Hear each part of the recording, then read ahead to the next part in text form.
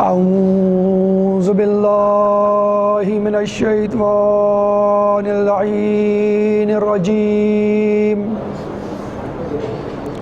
بسم اللہ الرحمن الرحیم الحمد للہ رب العالمین والصلاة والسلام على اشرف الانبیاء والمرسلین خاتم النبیین وآلہ الطیبین الطاہرین المعصومین المظلومین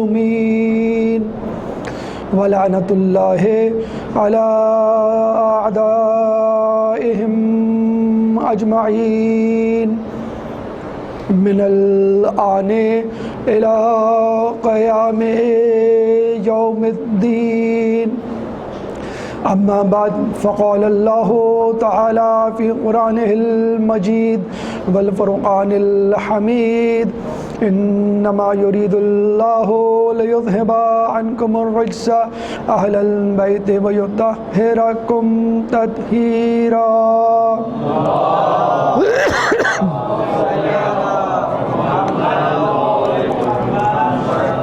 رب اشرح لی صدری ویسر لی امری واحلل عقدۃ من لسانی یفقہوا قولی ان اللہ وملائکتہ یصلون علی النبی یا ایہا الذین آمنوا صلوا علیہ وسلموا تسلیما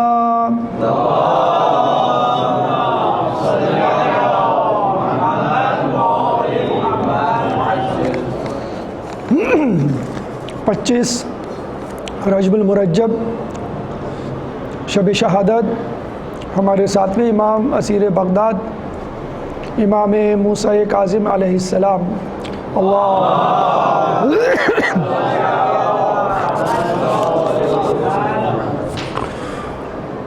یوں تو ہر امام کی ولادت پہ خوشی منائی جاتی ہے اور شہادت پہ غم، لیکن کچھ شخصیات ایسی ہیں کہ جن کی ولادت پر بھی گریہ کیا جاتا ہے۔ دو شخصیات اہل بیت کی تو خود امام مظلوم سید الشہداء امام حسین اور بی بی زینب سلام اللہ علیہا اللہ صلی علیہ۔ اہل بیت کے بزرگوں نے کائنات کی سب سے اہم شخصیات نے گریہ کیا، لیکن اس کے علاوہ بھی کچھ شخصیات ایسی ہیں کہ جن کا نام یا ذکر کیا جائے چاہے ولادت پہ چاہے شہادت پہ یا کسی بھی محفل میں کسی بھی عنوان سے انسان کی آنکھوں میں نمی آ جاتی ہے۔ اس میں ہمارے ایک چوتھے امام اور ہمارے ساتویں امام علیہم السلام اللہم صلی۔ چوتھے امام کہ جن حالات میں انہوں نے امامت سنبھالی اور کس طرح آخری وقت تک صبر و ضبط کا دامن ہاتھ سے نہ چھوڑا، پابندیاں لگائی گئیں گریے پر اور سرعام محفل برپا کرنے پر، تو انہوں نے کسی طرح دعا کا خطبات کا سہارا لیا۔ اور یہ ہمارے ساتویں امام کہ جن کی تقریباً تمام زندگی اسیری سے عبارت ہے۔ 14 سال تو وہ ہے جو ایک آفیشل فگر آپ کہہ لیجئے باقاعدہ اعلان شدہ بادشاہ کی طرف سے زندان میں ڈالا گیا، ورنہ اس کے علاوہ بھی امام کی زندگی سخت نظر بندی اور جسے آج کل کی زبان میں ہم کہتے ہیں ہاؤس اریسٹ والی کیفیت تھی۔ اگر آپ غور کریں بنو امیہ اور بنو عباس کے مظالم میں، تو بنو امیہ شدت میں بنو عباس سے کم تھے۔ بنو عباس کے بارے میں کہا جاتا ہے کہ بنو امیہ نے تو زندہ ائمہ پر ظلم کیا، لیکن بنو عباس نے امام کے اس دنیا سے جانے کے بعد ان کی قبروں تک کو نہ چھوڑا۔ کامیاب نہ ہو سکا متوکل مثلا کہ نہر علقمہ کا رخ جو ہے امام کی قبر کی طرف موڑ دیا اور پانی جو ہے وہ طواف کرتا رہا۔ ہارون نے بیری کا درخت مثلاً کاٹا۔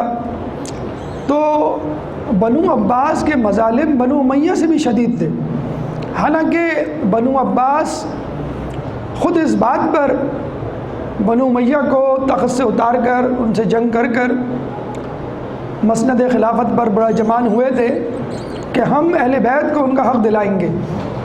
بنو امیہ نہیں بلکہ اہل بیت خلافت کا حق رکھتے ہیں، یعنی بنو امیہ نے تو مرتے دم تک ہمارے ائمہ کی ولایت کو قبول ہی نہیں کیا اور واضح طور پہ اعلان کیا خلافت کا حق ہمارا ہے، نعوذ باللہ۔ لیکن بنو عباس نے تو تسلیم کیا کہ خلافت کا حق انہی کا ہے اور ہم انہی کے لیے جنگ کریں گے، اور پھر چھٹے امام کے پاس بھی آئے، لیکن چھٹے امام نے انکار کر دیا، پہچان گئے کہ ان کے کیا ارادے ہیں۔ تو بنو عباس کے لیے جو سب سے بڑا مسئلہ تھا وہ یہ کہ ان کے ائمہ کو منظر عام پہ نہ آنے دیا جائے۔ کیوں کہ ہم نے تو خود اپنے منہ سے کہا ہے کہ خلافت کا حق ان کا ہے، اگر یہ منظر عام پر آ گئے تو ہمارے لیے مشکل ہو جائے گی، لوگ ہمیں یاد دلائیں گے ہمارا وعدہ، جیسے ہمارے سیاستدانوں کو ان کا وعدہ یاد دلایا جاتا ہے کہ بھئی تم نے تو کہا تھا کہ یہ ہیں خلافت کے حقدار اور اب تم بیٹھے ہوئے ہو۔ اگر آپ غور کریں چھٹے امام سے بنو عباس کا دور شروع ہوا۔ ہمارے یہاں یہ کانسیپٹ ہے کہ چھٹے امام کو سب سے زیادہ موقع ملا، کام کا فری ہینڈ ملا تمام ائمہ میں، لیکن اگر آپ تاریخ پہ غور کریں تو فقط 10 مہینے ملے، فقط 10 مہینے، جس میں یہ پورا طوفان یا علم کا سونامی انہوں نے برپا کیا کہ 900 حلقے کوفے کی مسجد میں فقط، یعنی کوئی ایسا علم، کوئی علم کی شاخ نہیں تھی، کوئی ایسا ڈپارٹمنٹ نہیں تھا جس کو چھٹے امام نے چھوڑ دیا ہو۔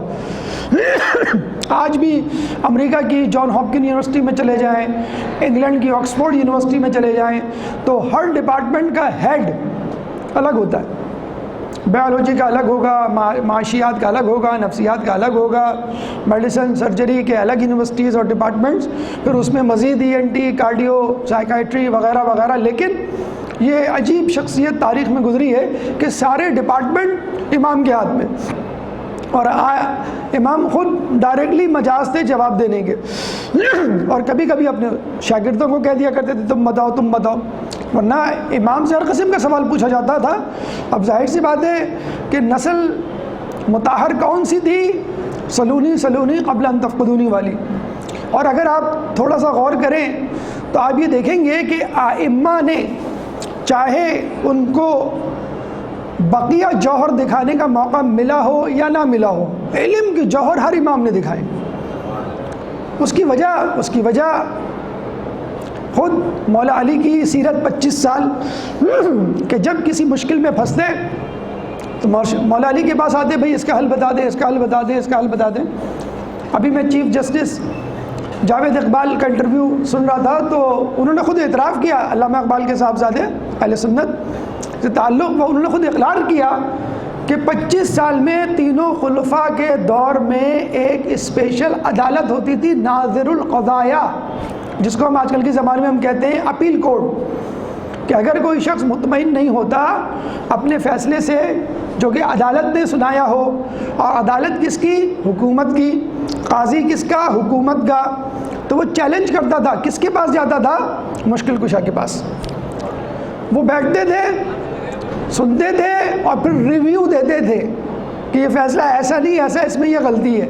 کسی کو بشمول خلیفہ کسی کو جرت نہیں ہوتی تھی کہ علی کے فیصلے پر کوئی قد و قل لگائے، کہ بھئی جب فیصلہ دیا جا چکا، آپ نے دیکھا ہوگا ہمارے یہاں جب عدالتیں فیصلہ دے دیتی ہیں، اور فیصلہ بھی کیسے کہ بھئی فیصلہ ہو چکا ہے chief justice of supreme court نے، اور تھرسڈے جمعرات کو سنایا جائے گا۔ ابھی مشہور جو فیصلہ سنایا گیا ہے، کسی کو جرت نہیں ہوئی کہ بھئی اس کو تبدیل کیا جا سکے، سب پیچھے ہٹ جاتے تھے، قاضی سمیت، خلیفہ سمیت۔ اور کیوں نہ پیچھے ہٹیں جب خلفاء اپنے منہ سے کہہ رہے ہیں لولا علی لہلک عمر، خلیفہ اول اپنے منہ سے کہہ رہے ہیں کہ خدا مجھے وہ دن نہ دکھلائے کہ ابوالحسن نہ ہو اور میں کسی مشکل میں گرفتار ہوں۔ خلیفہ سویم کہہ رہے ہیں جب ان کو باغیوں نے گھیر لیا تھا، جاؤ علی سے پوچھو کیا تدبیر کروں۔ تو علی نے بھی جواب دیا کہ جا کے کہو مشورہ مجھ سے لیتے ہو اور عمل مروان کی بات پر کرتے ہو۔ مولا سے جب پوچھا گیا کہ آپ کی 2 حسرتیں، آپ کی کوئی حسرت، ہم سے کوئی پوچھے تو ہم کیا کہیں گے؟ ابھی مکان اپنا ہوتا تو اچھا تھا، گھر والوں کو میں دے کے اس دنیا سے سکون سے جاتا، میرا بچہ پیروں پہ کھڑا ہو جاتا، فلاں جو ہے یہ کام ہو جاتا، ہوتے نا حسرتیں۔ تو مولا علی سے حضرت نے یہ نہیں کہا کہ مجھے خلافت مل جاتی، 25 سال میرے ویسٹ کر دیے نعوذ باللہ وغیرہ وغیرہ، فقط یہ کہا کہ جتنا مجھے معلوم تھا اتنا کسی نے پوچھا نہیں، اور جتنا میرے پاس تھا کسی نے مانگا نہیں۔ مطلب حسرت بھی ہماری بزبان علی، یہ تو ہماری حسرت ہے نا کہ ہم علی سے سوال پوچھنے کی بجائے کہیں کہ میری داڑھی میں بال کتنے، تو مولا کہہ رہے ہیں کہ میں بتا تو دوں گا، تصدیق کس سے کروائے گا، لیکن سن، تیری داڑھی کی ہر بال میں ایک شیطان لٹک رہا ہے، اور تیرا بیٹا میرے بیٹے کا قاتل ہوگا، عمر سعد کا باپ۔ اب اس کو کس القاب سے نوازا گیا اب تاریخ میں جا کے آپ پڑھ لیجئے۔ تو ائمہ نے مولا علی کی سنت پہ عمل کرتے ہوئے کوئی دقیقہ فروغ گزاشت نہیں کیا، جس طرح حکمرانوں نے کوئی دقیقہ فروغ گزاشت نہیں کیا امام کو پیچھے دھکیلنے میں، کارنر کرنے میں، دیوار سے لگانے میں، پریشانیوں میں مبتلا کرنے میں۔ لیکن امام کو جب بھی طلب کیا گیا، امام دربار میں پہنچے، یہ نہیں کہا کہ بھائی بھاڑ میں جائے خلیفہ، بھاڑ میں جائے حکومت، اچھا ہے بے عزتی ہو، فلاں یونان کے بادشاہ نے فلاں غیر مسلم عالم نے چیلنج کر دیا ہے، اچھا ہے اس کی بے عزتی ہو۔ نہیں، اس کی بے عزتی اسلام کی بے عزتی تھی، چنانچہ اسلام کو بے عزت ہونے سے بچانے کے لیے امام جایا کرتے تھے۔ لوگ کہتے ہیں نا بھائی آپ بڑا کہتے ہیں کہ مولا علی کو اختلاف تھا، ارے وہ تو وزیر تھے، وہ تو مشیر تھے۔ تو مولا علی کا فیصلہ آپ کو یاد نہیں ہے کہ جب 2 عورتیں ایک بچہ آیا تو مولا علی نے کہا کہ بھائی یہ فیصلہ نہیں ہو پا رہا، کون ماں ہے، کہ آدھا آدھا کر دو۔ تو ایک عورت نے فوراً چلا کے کہا کہ نہیں، میں اس کی ماں نہیں ہوں، یہ اس کی ماں ہے، یہ بچہ اس کو دے دو۔ مولا نے کہا نہیں، یہی اس کی ماں ہے۔ تو لوگوں نے کہا آپ نے کیسے فیصلہ کیا؟ تو مولا نے کہا کہ حقیقی ماں جدائی برداشت کر سکتی ہے، بچے کا قتل برداشت نہیں کر سکتی۔ تو مولا نے خلافت کی جدائی برداشت کر لی، اسلام کا قتل برداشت نہیں کیا۔ اب اگر کوئی اور ہوتا تو فیصلہ کیا کرتا؟ دیکھو ملزم خود کہہ رہا ہے کہ میں اس کی ماں نہیں ہوں، تو ٹھیک ہے، ملزم کی گواہی سب سے بہتر گواہی ہوتی ہے، ٹھیک ہے اس کو دے دو۔ اب وہ عورت آتی دوسرے دن کس کے پاس؟ حقیقی ماں کے پاس۔ یہ کیا ہو گیا تمہارے بچے کو؟ نہ کھاتا ہے، نہ پیتا ہے، نہ سوتا ہے، ہر وقت روتا رہتا ہے۔ اب فیصلہ تو ہو چکا ہوگا، تو حقیقی ماں کیا کہے گی؟ کیا وہ یہ کہے گی بھاڑ میں جائے بچہ، اچھا ہے مر جائے، مجھے نہیں ملا تو تجھے بھی نہ ملے؟ نہیں، فوراً کہے گی دیکھو بچے کو ایسے کھلاؤ، ایسے پلاؤ، ایسے بہلاؤ، ایسے سلاؤ۔ کیوں؟ اس کو بچے کی زندگی عزیز ہے، بچے کی جدائی برداشت ہے، لیکن بچے کی تکلیف برداشت نہیں۔ تو مولا علی اگر وزارت یا مشاورت میں حصہ لیتے تھے تو وہ اسلام کی ترقی کے لیے، اسلام کی بقا کے لیے، نہ کہ حکمرانوں کی بقا کے لیے۔ اور یہی طریقہ بنو امیہ اور بنو عباس میں آپ لے لیں۔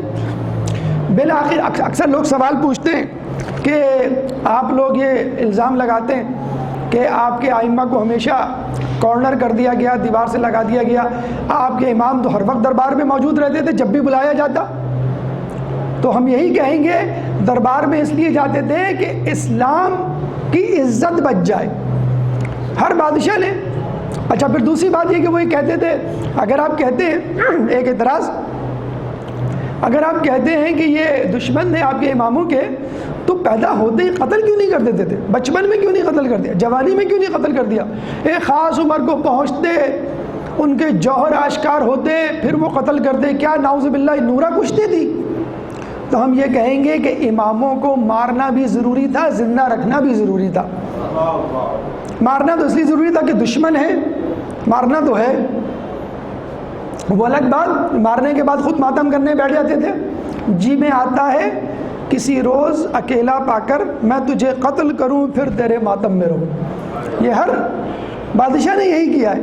تو مارنا تو تھا، وقت ملنے پر، حالات سازگار ہونے پر زندہ کیوں رکھا؟ اس لیے رکھا کہ یہ درباری ملا سیلری تو لیتے تھے لیکن مشورے نہیں دے پاتے تھے، بعض اوقات پریشان ہو جاتے تھے۔ کوئی یونان کا فلسفی آ کے سوال کرتا، کبھی انڈیا کا، ہندوستان کا طب کا ماہر ڈاکٹر حکیم وہاں پہنچ جاتا، کہتا مجھے اس کے سوال کے جواب دو، تو ان سوالوں کے جوابات کون دیتا تھا؟ مشکل کشا کی پاک نسل سے پاک امام۔ ایک درود پڑھ دے محمد والے محمد۔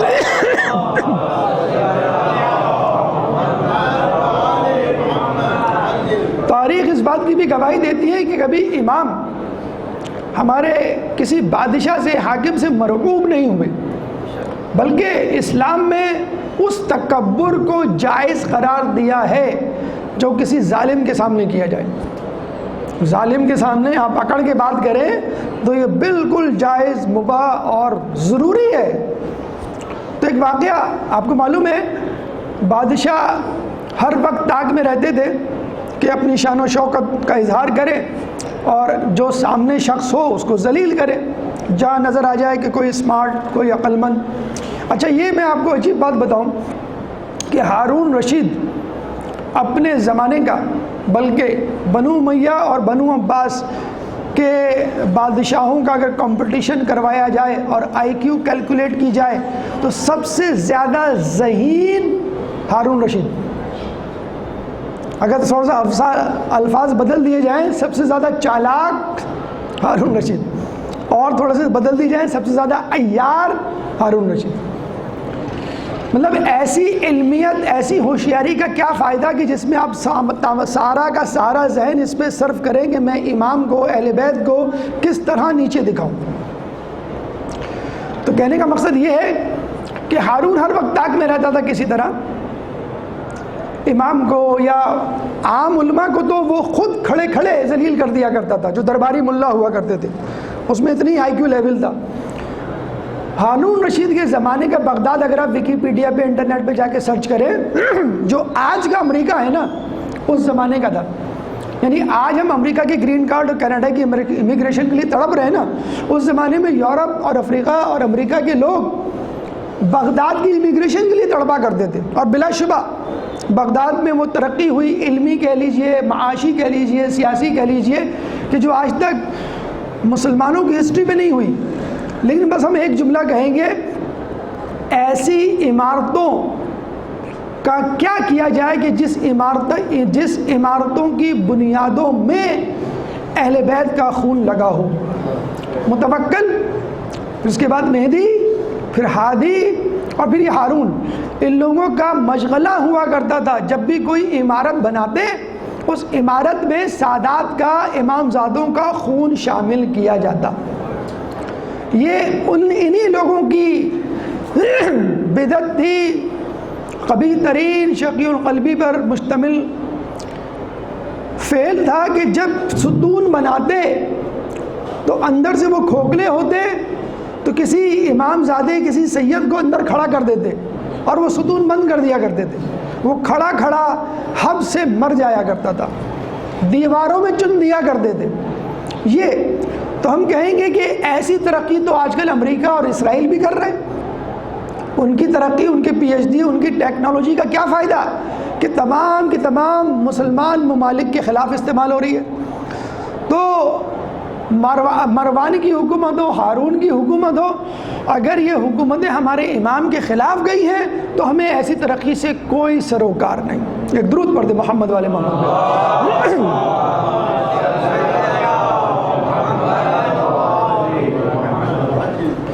دنیا کا امن لوٹ کے مامون بن گئے، دولت سمیٹی اتنی کہ قارون بن گئے۔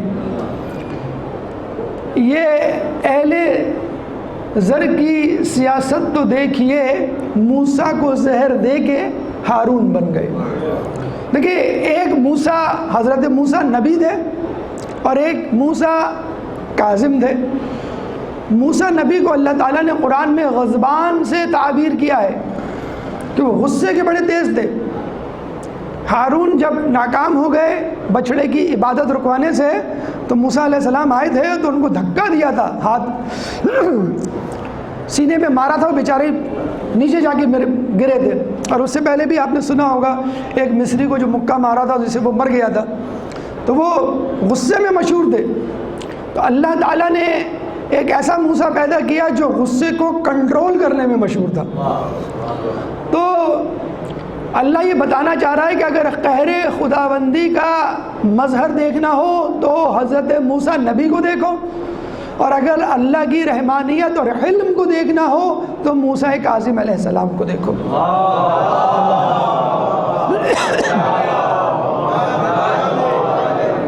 اور پھر یہ بھی بتا دیا کہ دیکھو ایک ہارون وہ تھا جو موسیٰ کا بھائی تھا، پشت پناہ تھا، اور ایک ہارون وہ ہے کہ جو امام کا قاتل اور ان کو پریشان کرنے والا.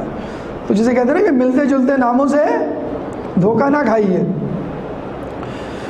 بہرحال امام کو جب بھی جہاں بھی موقع ملتا علم کے دریا بہاتے، امام کو نیچے کرنے والے خود پستی میں چلے جاتے. ایک دفعہ ہارون مدینے آیا. یہ جب بھی حکمران چاہے بنو امیہ کے ہوں بنو عباس کے، خصوصی طور پہ مدینے کا وزٹ بہت اہمیت کا حامل ہوتا تھا. حج کرتے تھے یا عمرہ کرتے تھے پھر مدینے آتے تھے، کیونکہ مدینہ رسول کے نواسے کا شہر، رسول کا شہر، مولا علی کا شہر، اہل بیت کا شہر.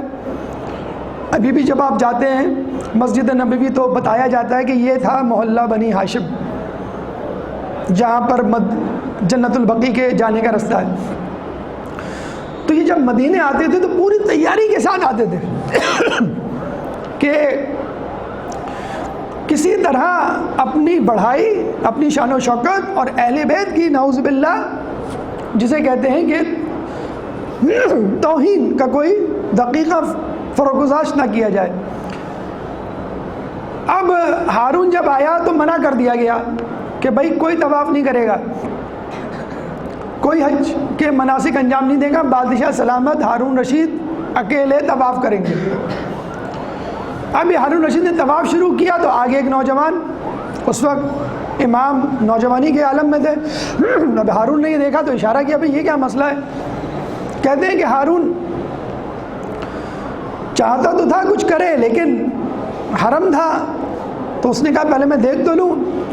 تو اس کو روکا گیا، یعنی نوجوان امام کو روکا گیا. تو امام نے کہا بھئی یہ طواف ہے، حرم کعبہ ہے، اس میں کسی کو کوئی فوقیت حاصل نہیں ہے. امام سواری پہ تھا، امام پیدل، لیکن سب سے آگے آگے ہوتے تھے. پھر طواف ختم ہوا، ہارون گیا حجر اسود کو بوسہ دینے، تو یہ مقام ابراہیم پہ کھڑے ہوئے، یعنی ہر اسٹیپ پہ امام آگے. اب یہ ہارون رشید کو بڑی کہتے ہیں کہ اپنی توہین محسوس ہوئی، اور اس نے جب دربار حرم میں ہی دربار لگایا اور کہا کہ اس نوجوان کو بلاؤ. تو امام کے پاس آئے، کہنے لگے بھی آپ کو بلا رہے ہیں بادشاہ سلامت. تو امام نے کہا مجھے اس کے پاس آنے کی کوئی حاجت نہیں، اگر اس کو حاجت ہے تو وہ آ جائے.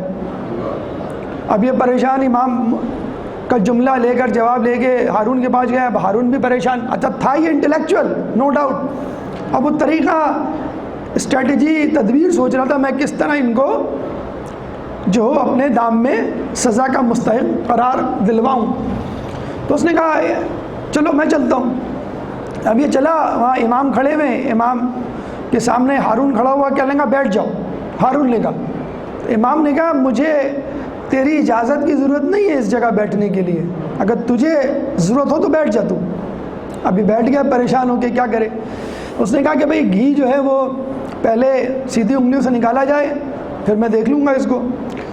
تو سمجھایا یہ نوجوان تو بادشاہوں کے راستے میں کیوں مزاحم ہوتا ہے. تو امام نے کہا کہ تو بادشاہ کس بات کا ہے؟ اس بات کا کہ تیرے پاس زر و جواہرات ہے، مال و دولت ہے.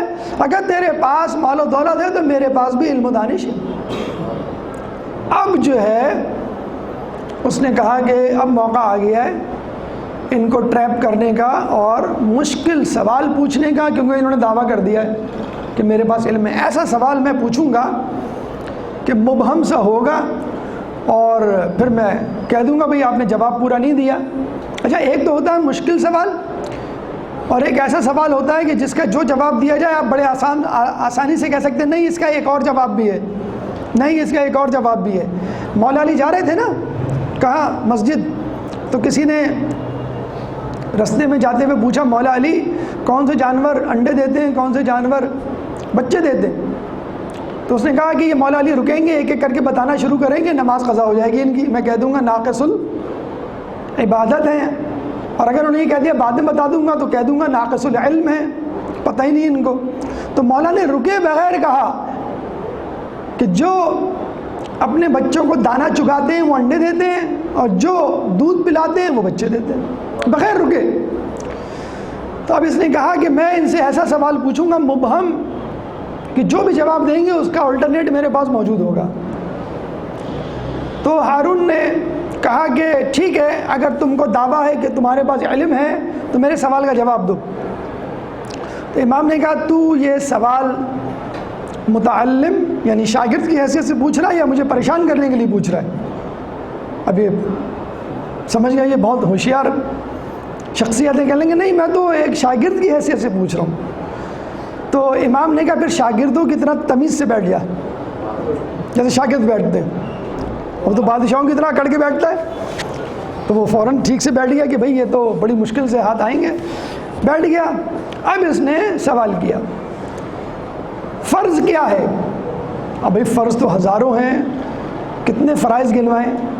تو امام نے کہا فرض 1 ہے، فرض 5 ہے، فرض 17 ہیں، فرض 34 ہیں، فرض 94 ہیں، فرض 153 ہیں، فرض 12 میں 1 ہیں، فرض 40 میں 1 ہیں، فرض 200 میں 1 ہیں، فرض تمام عمر میں 1 ہے، فرض 1 پہ 1 ہے۔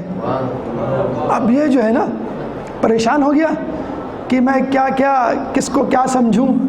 اب یہ اس نے کہا چلیں ہم جیسے کہتے ہیں نا ہم عام زبان میں مزے لیتے ہیں کہ نا اے نوجوان میں نے تو سوال پوچھا تھا تو گنتی سنانا شروع ہو گیا، نعوذ باللہ، یعنی بچوں کی طرح 1 2 3، یا آپ سے میں کہوں انگلش بولیں تو آپ کہیں ABCD، تو نے گنتی سنانی شروع کر دی، حساب شروع کر دیا، میں نے تو ایک سوال پوچھا تھا تجھ سے شرعی۔ تو امام نے کہا حساب تو اتنا اہم ہے کہ قیامت میں بھی ہوگا۔ میتھمیٹکس جو دل دادا ہوتے ہیں وہ یہی کہتے ہیں نا کہ حساب جو ہے وہ قیامت میں بھی ہوگا۔ میڈیکل یا بیالوجی اتنی امپورٹنٹ نہیں ہے، تو بھئی کس کا ہوگا؟ جو بیالوجی والا باڈی رکھتے ہیں اس کا ہوگا نا، تو بیالوجی بھی امپورٹنٹ ہے۔ بہرحال تو امام نے کہا حساب تو قیامت میں بھی ہوگا۔ ان کان مثقال خردل مثقال حبۃ من خردل آتینا بها وکفی بحسابنا، سورہ فرقان آیت نمبر 45۔ امام نے کہا سورہ انبیاء آیت نمبر 47، امام نے کہا کہ اللہ فرماتا ہے کہ اگر کوئی شخص رائی کے دانے کے برابر بھی نیکی کرے گا ہم اس کو لے آئیں گے۔ اب یہ اور پریشان کہ اس کا بھی جواب دے دیا۔ تو اس نے کہا دیکھ سیدھی طرح جو بھی تو نے یہ تمام باتیں بتائی، نوجوان تھے، لڑکے تھے بالکل، تو یہ ان کی وضاحت کر ورنہ تجھے میں قتل کا حکم دوں گا۔ اب یہ قتل کا سنا تو حرم میں تو مکھی مچھر مارنا حرام ہے، تو فوراً اس کا وزیر تھا حاجب، اس نے کان میں کہا بادشاہ سلامت یہ حرم کعبہ کا اس کی حرمت کا خیال کیجیے اور اپنی قدر و منزلت کا بھی مناسب نہیں ہے اس کو قتل کا حکم دینا۔ اب امام مسکرانے لگے، پہلے ہارون مسکرایا، اب امام کی باری تھی، امام مسکرانے لگے، قتل کا حکم دیا ہے اور مسکرا رہے ہیں۔ ہارون نے کہا کیوں مسکرا رہے ہو؟ تو امام نے کہا میں سوچ رہا ہوں تم دونوں میں احمق کون ہے، زیادہ احمق کون ہے؟ تو اس نے کہا کیا مطلب؟ کہ میں یہ دیکھ رہا ہوں وہ احمق ہے کہ جس کو معلوم ہے کہ میری موت کا وقت نہیں آیا اور میری موت کی بھیک مانگ رہا ہے، زندگی کی بھیک مانگ رہا ہے تم سے، یا وہ احمق ہے کہ میری موت کا وقت نہیں آیا اور پھر بھی میری موت کا حکم دے رہا ہے، قتل کا حکم دے رہا ہے۔ اس نے کہا بہرحال جو ہو سو ہو، مجھے فوراً وضاحت چاہیے۔ امام نے کہا دیکھ ایک جو فرض ہے وہ دین اسلام ہے، ان الدین عند اللہ الاسلام ولا تموتن الا وانتم مسلمون، سورہ آل عمران آیت نمبر 19، سورہ آل عمران آیت نمبر 102۔ ان الدین عند اللہ الاسلام، فقط دین اسلام ہے اللہ کے نزدیک. اس کے بعد وَلَا تَمُوتُنَّ إِلَّا وَأَنْتُم مُسْلِمُونَ, تم کو موت نہ ہے سوائے اسلام پر. تو اسلام کے بغیر تو کوئی چیز قبول نہیں ہوگی. اب وہ مدر ٹریسا ہو یا ہندو سادھو ہو یا کوئی یہودیوں کا بہت بڑا عالم ہو, جب تک اسلام کے دائرے میں داخل نہیں ہوگا کوئی عبادت قبول نہیں ہوگی.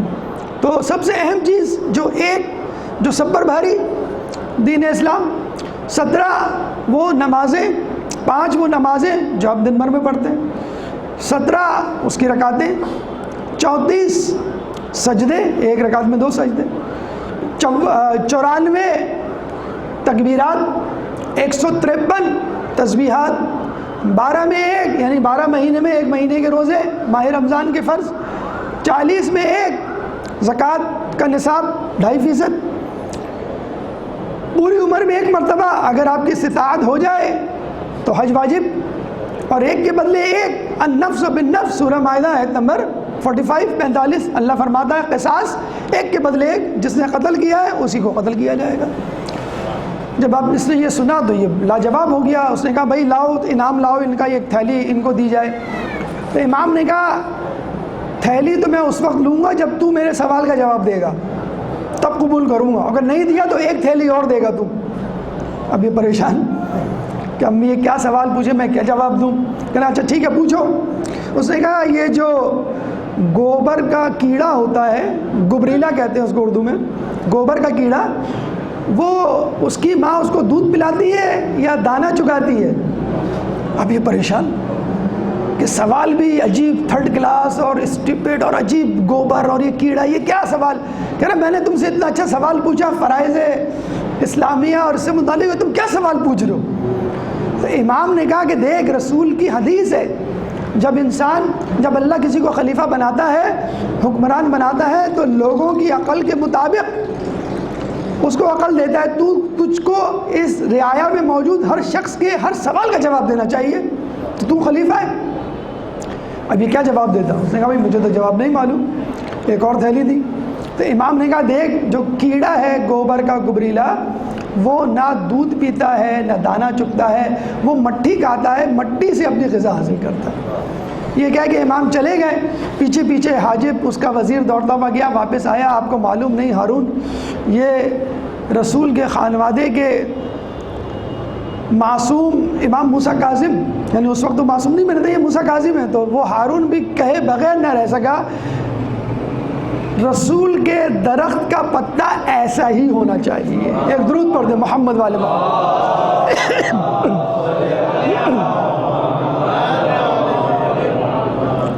ایک دفعہ امام ابو حنیفہ کے بارے میں ملتا ہے, انہوں نے 5ویں امام کی شاگردی بھی کی, 6ٹھے امام کی شاگردگی بھی کی, اور اب جو مسئلہ وہ پوچھیں گے اس سے ان کی 7ویں امام کی شاگردگی بھی ثابت ہو جاتی. یعنی 3 اماموں کی شاگردگی حاصل کی. اصولاً تو 5ویں امام کے تو شاگرد تھے, کیونکہ وہ ان کے والد کی عمر کے تھے, عمر میں بڑے تھے, اور یہ اہل سنت حضرات اس کو تسلیم کرتے ہیں. 6ٹھے امام کی شاگردگی کے بارے میں اہل سنت میں ڈاؤٹ ہے کہ بھئی ہم عمر تھے, تو ہم عمر میں شاگرد استاد کا رشتہ کیسے ہو سکتا ہے. تو مولانا شبلی نعمانی نے اپنی کتاب سیرت نعمان میں صفحہ نمبر 36 میں لکھا ہے, اچھا یہ کس کا کلیم ہے, ابن تیمیہ. عبد الوہاب تو پریکٹیکل کرنے والا, وہابزم کو پھیلانے والا تھا, لیکن اس کا جو روحانی باپ کہہ لیں اس مذہب کا, ابن تیمیہ, جس کے بارے میں کہا جاتا ہے کہ اگر وہ تشیع کی بو سونگھ لے تو اس شخص کو اپنے پاس نہیں بٹھاتا تھا. منہاج السنہ اس کی بڑی مشہور کتاب ہے. یہ خود مولانا مودودی نے اپنی کتاب خلافت و ملوکیت میں اس کا اعتراف کیا ہے کہ بہت ہی متعصب عالم دین ابن تیمیہ. تو ابن تیمیہ نے کہا ہے کہ میں نہیں مانتا کہ 6ٹھے امام شیعوں کے امام ابو حنیفہ کے استاد, کیونکہ وہ تو ہم عمر تھے. اس بات کو, اس دعوے کو مولانا شبلی نعمانی نے اپنی کتاب سیرت نعمان امام ابو حنیفہ کی سیرت پہ لکھی گئی کتاب ہے. ان کا اصل نام تھا نعمان. ابو حنیفہ ان کی کنیت بیٹے پہ ہوتی ہے, بیٹی پہ نہیں ہوتی. ایک دفعہ ایک مسئلے میں پھنس گئے تھے، وہ کبھی اور انشاءاللہ سنائیں گے. تو بیٹی نے جواب دیا تھا، تو ابو حنیفہ نے کہا آج سے میرا نام، میری کنیت ابو حنیفہ، اور اسی سے مجھے پکارا جائے. اسی طرح ایک حاکم اور گزرے جو مدینے کی مسجد میں کھڑے ہو گئے اور مہر سے متعلق کہا کہ قیمتی مہر مت دو. تو ایک عورت کھڑی ہو گئی، کیوں نہ دو، قرآن میں ہے جو چاہو دو. تو انہوں نے سر جھکا کے کہا کہ اے حاکم، تجھ سے زیادہ تو مدینے کی عورتیں جانتی ہیں. تو جن کا علم عورتوں اور اپنی بیٹیوں پر موقوف ہو وہ لوگوں کے امام لوگوں کے ہاتھوں تو بن سکتے ہیں، اللہ کے ہاتھوں نہیں بن سکتے. تو شبلی نعمانی فرماتے ہیں کہ یہ ابن تیمیہ کی گستاخی خیرہ چشمی ہے کہ وہ امام جعفر کو امام ابو حنیفہ کا استاد تسلیم نہیں کرتے. ارے علم کا ہر چشمہ، فلسفہ، منطق، حدیث، فقہ، تفسیر، تمام کے تمام اہل بیت سے نکلے ہیں، اور اہل بیت سے زیادہ اسلام یا رسول کا علم کون جانتا ہے؟ یہ مولانا شبلی نعمانی. اور یہ جو میں بتا رہا ہوں بات ابو حنیفہ کی، یہ اس وقت کی بات ہے جب امام موسیٰ کاظم کی عمر 7 سال تھی، فقط 7 ایئرز. یعنی اپنے ہم عمر تو چھوڑیں، وہ تو اپنے سے 20 سال 25 سال چھوٹے 6-7 سال کے بچے کے شاگرد تھے. ایک دفعہ آئے، وہ سامنے ملتا نا، 5ویں امام نہیں تھے، 6ٹھے امام نے دروازہ کھولا. کہنے کہاں ہیں؟ کہیں گئے ہوئے. اچھا بعد میں آ جاؤں گا. کیوں؟ خیریت؟ سوال پوچھنا تھا، مجھ سے پوچھو. بتا دوں گا. پوچھا، سوال کا جواب بتایا، تو پھر ان کا روٹین ہو گیا کہ جب والد نہیں ہوتے تو 6ٹھے امام سے پوچھتے تھے. ایک دفعہ 6ٹھے امام بھی گھر پہ نہیں، تو یہ 7ویں امام بھائی ابو کا ابو نہیں ہے، والد صاحب. اچھا یعنی دادا آپ کے، اچھا ابو آپ کے وہ بھی نہیں ہے. اچھا کیا ہے؟ سوال پوچھنا تھا. پوچھو، تم جواب دو گے. ہمارا علم تو، ہمارے امام کا علم تو علم لدنی ہوتا ہے نا. تو اس نے کہا ہاں. انہوں نے پوچھا سوال، اتنا تفصیلی جواب دیا کہ وہ پریشان. امام ابو حنیفہ اتنا تفصیلی جواب. تو انہوں نے کہا کہ ایک سوال کافی عرصے سے میرے ذہن میں گھوم رہا ہے، اس کا اگر آپ اس کا اتنا تفصیلی جواب دے سکتے ہو بیٹا تو تم اس کا بھی جواب دے دو. امام نے کہا پوچھو. تو کہا کہ یہ بتاؤ کہ گناہ انسان کرتا ہے، خدا کرتا ہے، کون کرتا ہے؟ لوگوں میں بحث چڑھی ہوئی ہے. کوئی کہتا ہے کہ بھائی جو کرتا ہے وہ اللہ کرتا ہے، اللہ کے حکم سے تو پتہ بھی نہیں ہلتا. اور کوئی لوگ کہتے ہیں کہ نہیں انسان. تو امام نے کہا دیکھو، انسان کا گناہ کرنا 3 حالتوں سے خالی نہیں. نمبر 1 خدا کرتا ہے، نمبر 2 انسان کرتا ہے، نمبر 2 انسان اور خدا مل کے کرتے ہیں. خدا کرتا ہے اگر فرض کر لو تو انسان جہنم میں کیوں جائے؟ بھائی جو ماسٹر مائنڈ ہے جو پیچھے ہے ملزم کے، وہ جائے نا. انسان تو مجبور ہے نا، اللہ کر رہا ہے گناہ. اور اسی طرح جنت میں بھی کیوں جائے؟ اللہ جائے جنت میں. تو کراس اللہ تو نہیں کرتا، ٹھیک ہے، گناہ اللہ نہیں کرتا. پھر اس کے بعد اچھا خدا اور بندہ مل کے کرتے ہیں پارٹنرشپ میں. اگر پارٹنرشپ میں بھی کرتے ہیں تو سرغنہ کون ہوا؟ گینگ ڈان کون ہوا گینگ کا؟ خدا ہوا. تو خدا کو زیادہ سزا ملنی چاہیے، نعوذ باللہ من ذالک، جہنم کے پسترین درجے پہ. تو انہوں نے کہا ہاں یہ بات بھی ٹھیک ہے، خدا اور انسان بھی مل کے نہیں کر سکتے. کہنے بس ایک ہی صورت رہ جاتی ہے کہ انسان کرتا ہے، اور اس کی دلیل یہ ہے کہ گناہ کرے گا تو سزا ملے گی، نیکی کرے گا جزا ملے گی. اچھا یہ سوال خود امام موسیٰ کاظم کے زمانے میں اس طرح بھی پیش آیا کہ زندگی کیا ہے؟ جبر ہے یا اختیار؟ یعنی آپ کے ہاتھ میں ہے یا خدا کے ہاتھ میں ہے؟ آپ مختار ہیں یا مجبور ہیں؟ اتنی بحث پھیلی تھی. امام کو بلایا گیا دربار میں، امام موسیٰ کاظم دربار میں آئے تو امام نے ایک جملہ کہا جو پورا مسئلے کا حل تھا. لا جبرا ولا تفویضا ولکن امرا بین الامرین. زندگی نہ جبر ہے نہ اختیار نہ تفویض، بلکہ یہ تو ان کے درمیان کی چیز ہے. اب آپ مثال دیکھ لیجئے، گناہ اور نیکی یہ آپ کے اختیار میں، اس کی بات ہو چکی. گناہ کریں گے تو جہنم میں، نیکی کریں گے تو جنت میں. پیدائش آپ کے اختیار میں، کس خاندان میں پیدا ہونا ہے، کس ملک میں پیدا ہونا ہے. اگر اختیار دیا تو سب کے یہاں امریکہ میں پیدا ہونا ہے. نفرت کریں گے لیکن گرین کارڈ بھی وہیں کا چاہیے جسے کہتے ہیں. تو نہیں ہے حادثات آپ کے اختیار میں ہیں, نہیں ہے سیلاب, طوفان, زلزلہ, موت آپ کے اختیار میں ہے, نہیں ہے. کب مریں گے, کیسے مریں گے. معاشرتی مثال لے لیجئے, مثلا اب یہاں کی مثال کیا دوں, یہاں تو قانون ہے ہی نہیں. امریکہ یورپ میں قانون ہے, مثلا سگنل پہ رکنا ہے چاہے رات کے 2 بج رہے ہوں. ہم تو یہ دیکھتے ہیں کہ بھائی کوئی کھڑا ہوا ہے کہ نہیں, سگنل کو چھوڑو, نہیں کھڑا ہوا ہے چلو نکل جاؤ. ٹیکس $10,000 کمائے آپ نے کینیڈا میں, 40% ٹیکس دینا ہے. تو کہنے کا مقصد یہ ہے کہ سگنل پہ رکنا ہے, لیکن سگنل کھلنے کے بعد آپ کو کہاں جانا ہے, لیفٹ رائٹ, آگے یہ آپ کی مرضی. گھر جانا ہے آپ کو, گھومنے جانا ہے, کہیں بھی جانا ہے. اسی طرح 40% ٹیکس دے دیا, باقی 60% آپ کی مرضی. آپ جس طرح چاہیں اس کو استعمال کریں, پراپرٹی خریدیں, گاڑی خریدیں, اس کو جمع کرا دیں, سیونگ کر لیں, جو بھی کر لیں. تو آج کل کی دنیا میں بھی اگر آپ دیکھ لیں, کچھ چیزیں آپ کے ہاتھ میں اور کچھ چیزیں آپ کے ہاتھ میں نہیں ہیں. اب انسان کی جسم باڈی کو دیکھ لیں آپ, ہمارے کچھ اعضاء ہمارے کنٹرول میں. میرا ہاتھ ہے, میں چاہوں تو ہلاؤں, چاہوں تو ساکت کر دوں. میرا پیر ہے, چاہے تو ساکت رہے, چاہے تو میں چلنا شروع کر دوں. اسی طرح میری آنکھیں کھولوں تو دیکھوں, بند کروں تو نہ دیکھوں. لیکن دل میرے اختیار میں نہیں ہے. میں کہوں آن تو آن ہو جائے, میں کہوں آف تو آف ہو جائے. جگر میرے اختیار میں نہیں ہے, کڈنی میرے اختیار میں نہیں ہے, اسٹامک میرے اختیار میں نہیں ہے. مطلب اس کی مثال ایسی ہے کہ میں نے گلاس ہاتھ میں لیا, اس کو منہ سے لگایا, اور جب پانی منہ میں گیا تو بس اب میرا اختیار نہیں رہا. حلق میں جا کر اب یہ معدے میں جائے گا, جگر میں جائے گا, کڈنی سے خارج ہو جائے گا.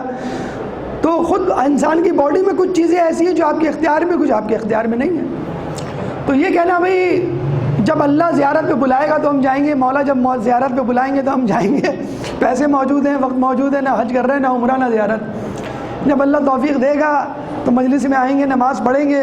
تو یہ ہمارا عقیدہ نہیں ہے. یہ بنیادی طور پہ بنو امیہ, بنو عباس حکمرانوں کا اختراع شدہ نظریہ تھا کہ لوگوں کو یہ کہو کہ زندگی اجبار ہے, مجبوری ہے, جو ہو رہا ہے اللہ کی مرضی سے ہو رہا ہے. اگر اللہ نہ چاہتا تو یزید کو خلیفہ نہ بناتا, اگر اللہ نہ چاہتا تو علی کو خلافت نہ ملتی. یعنی ہر چیز اللہ کے ہاتھ میں ہے. تو بھائی ٹھیک ہے, پھر قیامت میں جہنم اور جنت میں بھی جانے والا خدا ہی ہونا چاہیے, ہم انسان نہیں. تو نیکیاں اور گناہ آپ کے ہاتھ میں, باقی حادثات, پیدائش, موت, تمام چیزیں دیکھا جائے تو اللہ نے آسان چیزیں آپ کے ہاتھ میں رکھی ہیں. اگر مشکل چیزیں آپ کے ہاتھ میں رکھ دیتا, مثلا تعصب کی ہم بات کریں کہ بھئی تم مہاجر کیوں پیدا ہوئے, پنجابی کیوں پیدا ہوئے, یہ قبر میں پوچھا جائے گا. یا تمہارا گریڈ 21 کیوں تھا, یا تم نے کاروبار میں اتنا پیسہ کیوں نہیں کمایا. یہ سب وہ چیزیں جو آپ کے اختیار میں نہیں ہیں. یا تم امریکہ میں کیوں نہیں پیدا ہوئے, پاکستان میں کیوں پیدا, یہ آپ کے اختیار. اگر یہ سوال پوچھے جائیں تو ہر کوئی فیل ہو جائے. کیا پوچھا جائے گا جو آپ کے اختیار میں؟ نماز پڑھنا آپ کے اختیار میں, روزہ رکھنا آپ کے اختیار میں, حج کرنا اگر مستطیع ہیں تو آپ کے اختیار میں, جھوٹ, سچ, غیبت, یہ سب آپ کے اختیار میں. تو ان کا سوال ہوگا کہ جن کا دار و مدار جنت دوزخ پر. ایک درود پڑھ دے محمد والے محمد.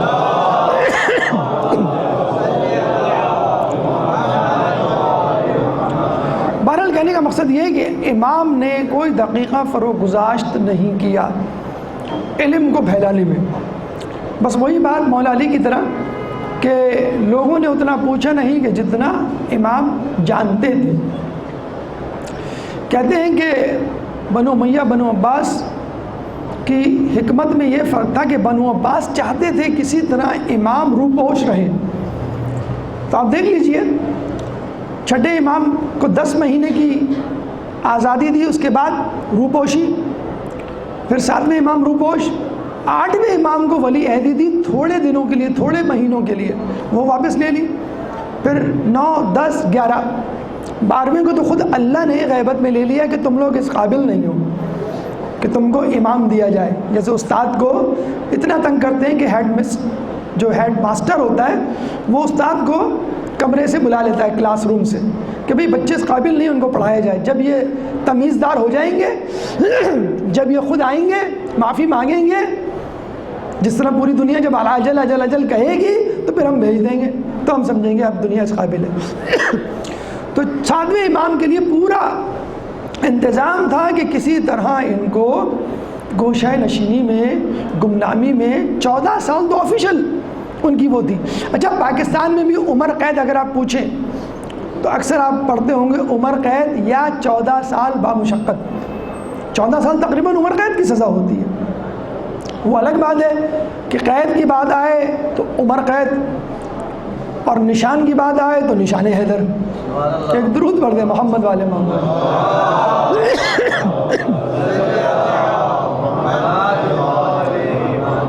امام کو ایسے, اچھا امام کے بارے میں ایک عجیب بات ملتی ہے کہ فقط امام ہی غریب الوطن نہیں تھے, امام ہی اسیر بغداد نہیں تھے.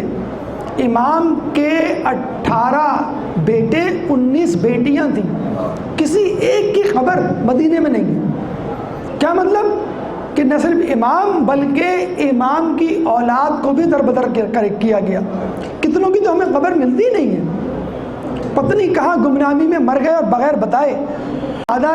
ایک صاحب امام زادے تھے, بغداد میں چھپ چھپا کر مدینے سے آئے, رہنے لگے, کسی کو بتایا نہیں. عمر گزر گئی, پڑوسیوں کو نہیں پتہ چلا. عمر گزر گئی, بیوی تک کو نہیں پتہ چلا کہ یہ امام زادے ہیں. سقائی, لوگوں کے گھروں میں پانی بھرنے کا کام کیا کرتے تھے. کتنے امام زادے, یہ امام کی جسے کہتے ہیں کہ ظلمت, جسے کہتے ہیں کہ ظلم امام پہ کیا گیا.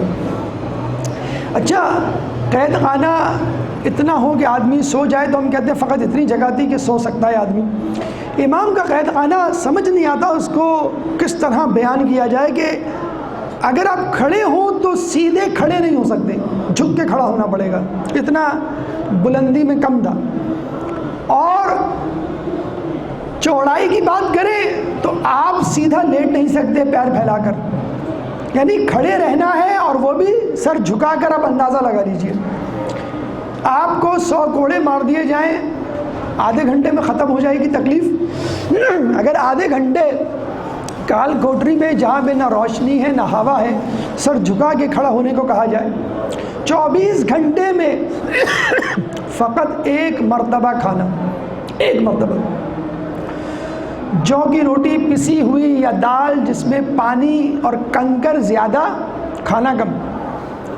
کہتے ہیں کہ قید خانے کا ایک اوپر ڈھکن تھا جس کو ہٹا دیا جاتا تھا, پلیٹ کو پلٹ دیا جاتا تھا, جو کھانا گرتا تھا امام منہ کھولتے تھے, جو کھانا منہ میں آتا تھا بس وہی غذا تھی. 24 گھنٹے میں امام کتنا کھاتے ہوں گے, اس کا اندازہ اس بات سے لگا لیجئے. جب ایک شخص آیا اور داروغہ کو کہا کہ مجھے امام کی زیارت کرنی ہے, کہا روشن دان سے دیکھ لو. جب روشن دان سے دیکھا تو کہا تو یہاں تو کوئی بھی نہیں ہے, فقط چادر پڑی ہوئی ہے, لیکن غور سے دیکھو چادر کے نیچے تمہارا امام. اتنی کمزوری ہو گئی تھی کہ امام کے اوپر چادر ڈالی جاتی تو پتہ ہی نہیں چلتا اس کے نیچے کوئی انسان موجود. ہاتھ پیر جوڑے, رشوت دی اور کہا کہ مجھے امام کو چند دن اپنے مکان میں لے جانے دو. اب اس زمانے کا بغداد آج کل کا ٹوکیو, پیرس, نیو یارک, گھر بھی ویسے کشادہ صحن, آرام دہ, سونے کا کمرہ, لذیذ کھانے. امام دوسرے دن اٹھے اور اس کو کہا کہ اے شخص تو ہمیں کہاں لے آیا؟ کہا کیوں امام, یہ تو بہترین جگہ ہے, آرام دہ بستر ہے, لذیذ کھانے ہیں, کشادہ صحن ہے. امام نے کہا ارے اس سے بڑی تکلیف وہ ہے جو ہم نے رات بھر سہی. کہا وہ کیسے؟ کہ رات بھر مجھے غنا کی آواز آتی رہی.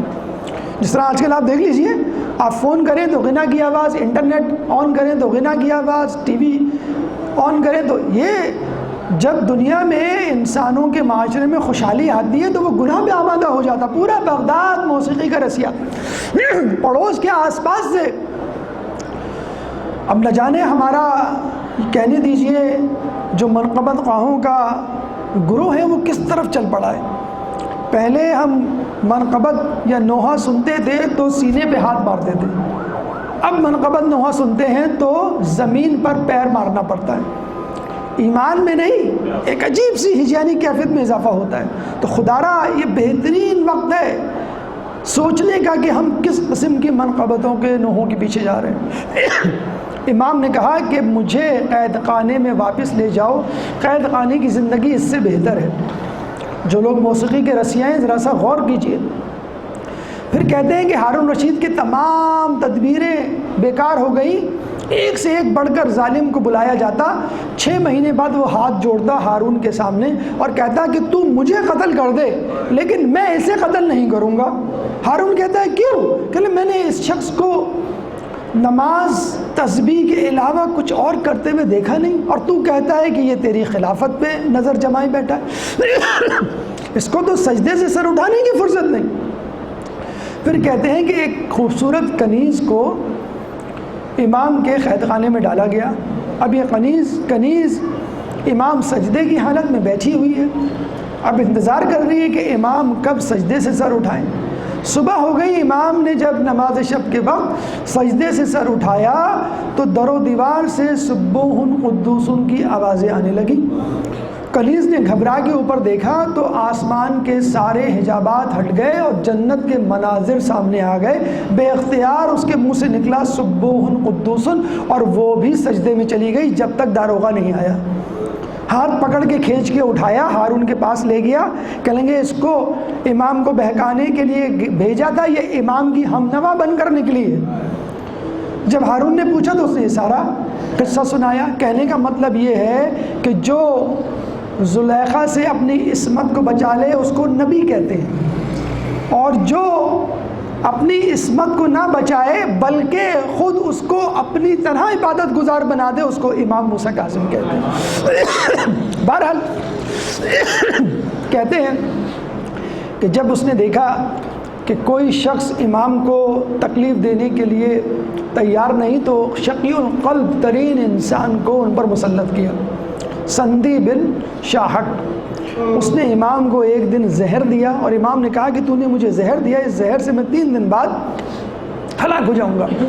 تو اس نے کہا کہ نہیں میں نے آپ کو زہر نہیں دیا ہے۔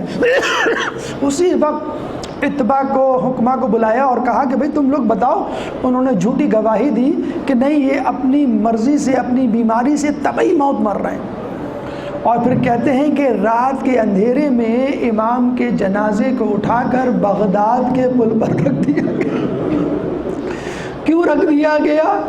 ملعون کا یہ ارادہ تھا کہ بغداد کے پل پہ جو جگہ ہے وہ ایک ہائی وے، ایک شاہراہ کی حیثیت رکھتی تھی۔ رات میں باہر کے قافلے اندر آتے تھے اور صبح اندر کے قافلے باہر جاتے تھے۔ تو اس کا یہ ارادہ تھا کہ جب قافلے آئیں گے اور جائیں گے تو ان کے گھوڑوں اور اونٹوں کے سم اور پیروں تلے امام کی میت نعوذ باللہ تاتار ہو جائے گی، پہچاننے میں نہیں آئے گی، شناخت نہ ہو سکے گی، ہم لاوارث کہہ کر دفنا دیں گے۔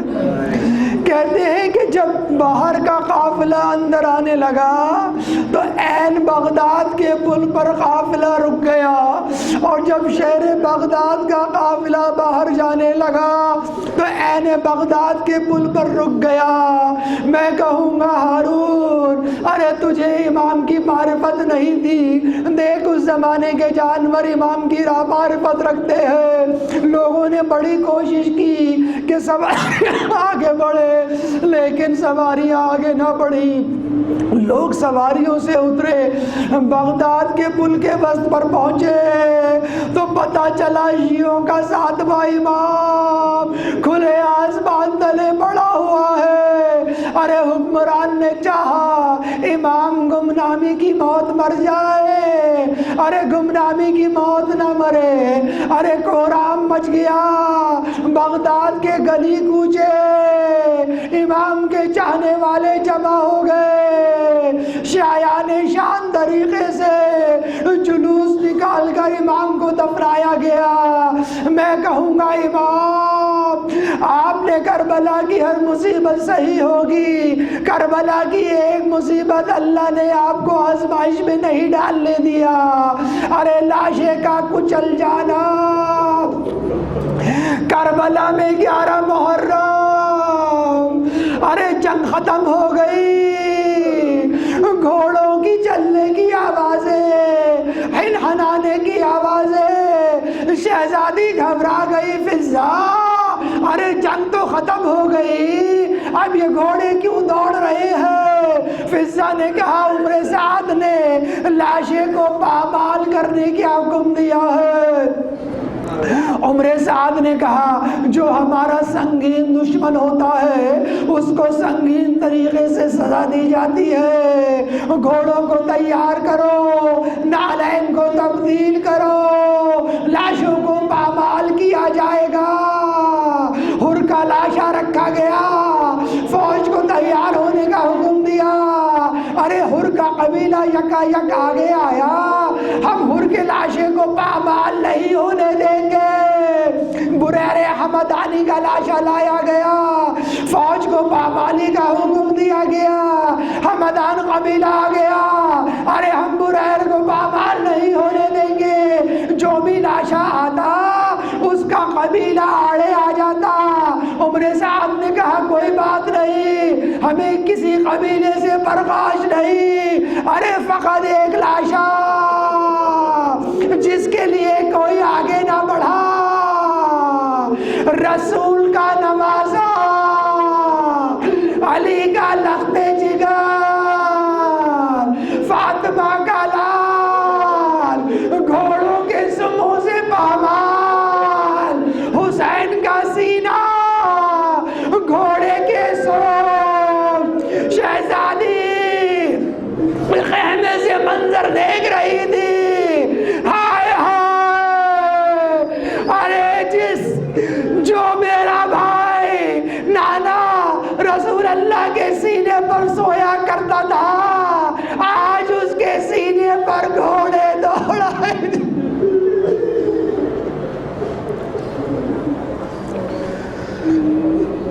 سیعلم الذی ظلم وہی منقلب ینقلبون۔ بہرحال اس حقیر سی عبادت کو اپنی بارگاہ میں قبول فرما، جو کچھ پڑھا سنا اس پہ عمل کرنے کی توفیق عطا فرما، جو پریشان حال ہیں ان کی پریشانی کو دور فرما، جو بے روزگار ہیں ان کو رزق حلال میں برکت عطا فرما، جو مقروض ہیں ان کے قرضوں کو ادا فرما، جو زندان میں ہیں ان کو رہائی عطا فرما، جو سفر میں ہیں ان کو منزل تک پہنچا، جو گمشدہ ہیں ان کو ان کے پیاروں سے ملا۔ کرونا جیسی متعدی بیماری سے ہم سب کو محفوظ فرما، مسلمان دنیا میں جہاں جہاں ظلم و ستم کا نشان بنے ظلم و ستم سے ان کو دور فرما، امام کے ظہور میں تعجیل فرما، ہمیں ان کے انصار و اعوان میں شامل فرما۔ ایک صاحب حادثے میں زخمی ہو گئے ہیں ہاسپٹل میں، علی رضا نام ہے ان کا، ان کے لیے دعا کریں، اللہ تعالیٰ ان کو بیمار کربلا کے صدقے شفا کاملہ عطا فرمائے۔ اس کے علاوہ یہ تمام افراد ایک سورہ فاتحہ کی درخواست ہے۔ آیت اللہ خوئیم، آیت اللہ خمینی، ڈاکٹر عباس حیدر، سید نقی رضا ابن سید سعداد حسین جعفری، سیدہ کنیز مہدی بنت شبیر علی، امیر فاطمہ بنت سید نقی رضا جعفری، سید جمیل احمد مرحوم، سید آل احمد ابن سید آل محمد، آل بطول بنت آل محمد، کل مومنین و مومنات و شہدائے ملت جعفریہ من قرأ الفاتحہ۔ بسم اللہ الرحمن الرحیم۔